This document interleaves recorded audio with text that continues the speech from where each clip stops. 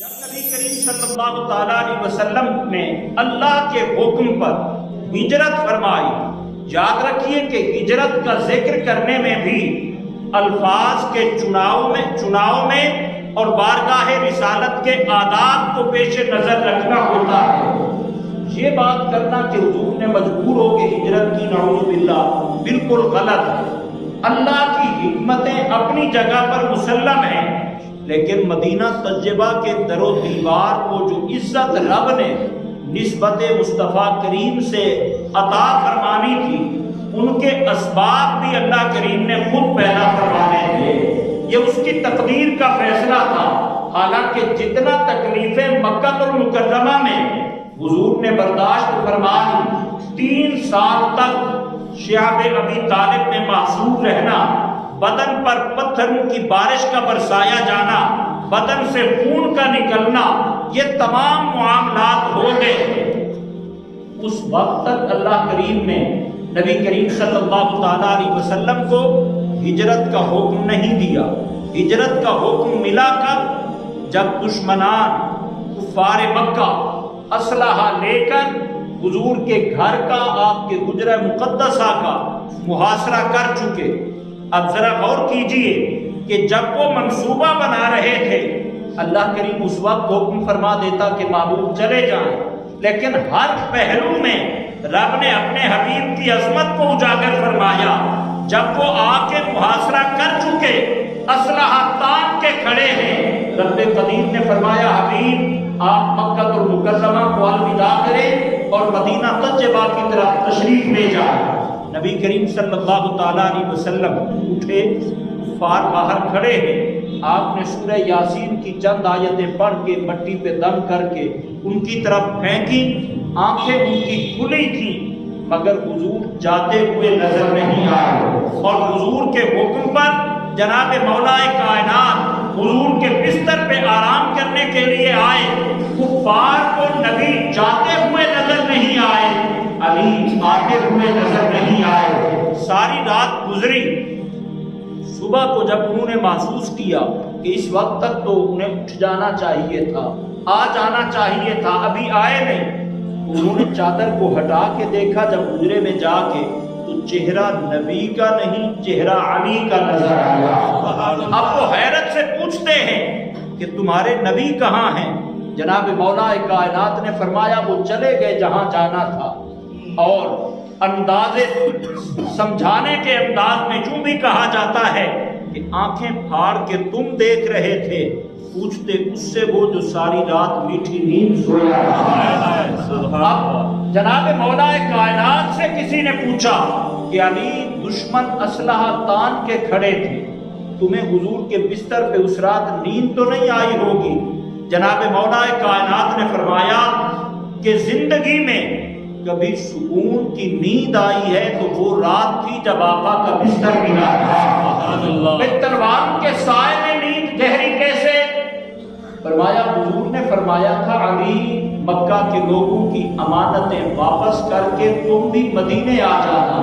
انہیں حضور کے فرمان پہ یقین اتنا تھا، فرماتے ہیں ہر رات یہ خیال ہوتا کہ شاید آج زندگی کی آخری رات ہو، مگر جب حضور نے فرما دیا تھا علی ان کی امانتیں واپس کر کے مدینے آ جانا، مجھے یقین تھا جب تک ان کی امانتیں دے کر میں مدینہ نہیں پہنچ جاتا، موت میرا کچھ بگاڑ نہیں سکتی۔ تکبیر، نعرہ رسالت، نعرہ رسالت۔ جب ان کفار مکہ کو اپنے گھر اپنے بستر پہ نہیں ملے، اب وہ تلاش کرنے کے لیے سب سے پہلے جس مقام پر گئے وہ حضرت ابوبکر صدیق کا گھر تھا رضی اللہ تعالی عنہ۔ وہاں جا کر پوچھا اور پھر تلاش کرنے کے لیے اعلان ہوا ابو جہل کی طرف سے کہ 100 سرخ اونٹ دوں گا اور کئی اوقیہ بھاری وزن چاندی جو مسلمانوں کے پیغمبر کو تلاش کر کے لائے گا۔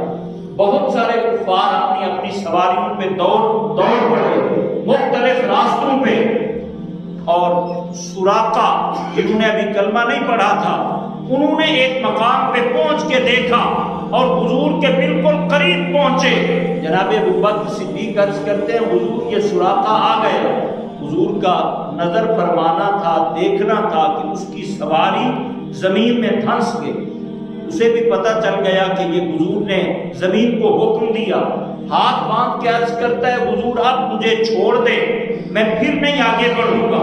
جیسے ہی اس کی سواری نکلی پھر دل میں خیال آیا کہ 100 سرخ اونٹ ہے، کیوں نہ اس کو لینے کے لیے کوشش کروں۔ پھر آگے بڑھنے کی کوشش کی، پھر اور نیچے سواری چلی گئی، وہ پھر معافی مانگتا ہے۔ حضور نے فرمایا سراقہ تو کفار کی طرف سے ہمیں گرفتار کرنے کے لیے آتا ہے اور میں تیرے ہاتھ میں کسرا کے کنگن دیکھتا ہوں۔ مسلمان اس وقت تک تصور نہیں کر سکتے تھے کہ اتنی پاورفل حکومتیں اور ان کے کنگن سراقہ کے ہاتھ میں کیسے آئیں گے۔ پھر ایک موقع بنا، ایک جنگ ہوئی، کفار قلعے میں تھے، مسلمانوں پر تیر برسا رہے تھے۔ جناب سراقہ آگے بڑھے، کہا منجنیق کے ذریعے مجھے قلعے کی دیوار کے اوپر سے اندر پھینک دو، میں دروازہ کھول دوں گا قلعے کا، تم اندر آ جانا۔ یہ کہنے لگے سراقہ کرنے والی بات کر، تجھے منجنیق کے ذریعے ہم آگے پھینکیں، ایک تو چاہتے ہی تو اگر کسی دیوار سے ٹکرا گیا تو جان چلی جائے گی، پھر اگر پہنچ بھی گیا تو یہ کفار تجھے کہاں چھوڑے گی۔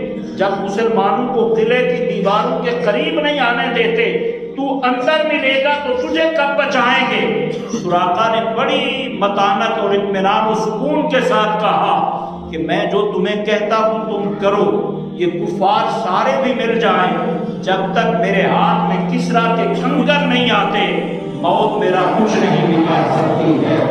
اور حضرت سراقہ کو اسی طرح پھر قلعے کے اندر منجنیق کے ذریعے ڈالا گیا۔ آپ نے دروازہ کھولا، پھر مسلمانوں نے حملہ کیا تو انہیں سرکار دو عالم صلی اللہ تعالیٰ علیہ وسلم کے فرامین پہ اتنا یقین تھا کہ جو حضور کی زبان اقدس سے بات نکل گئی، دن کو کہہ دیا شب تو رات ہو کے رہی، تیرے منہ سے نکلی جو بات وہ ہو کے رہی۔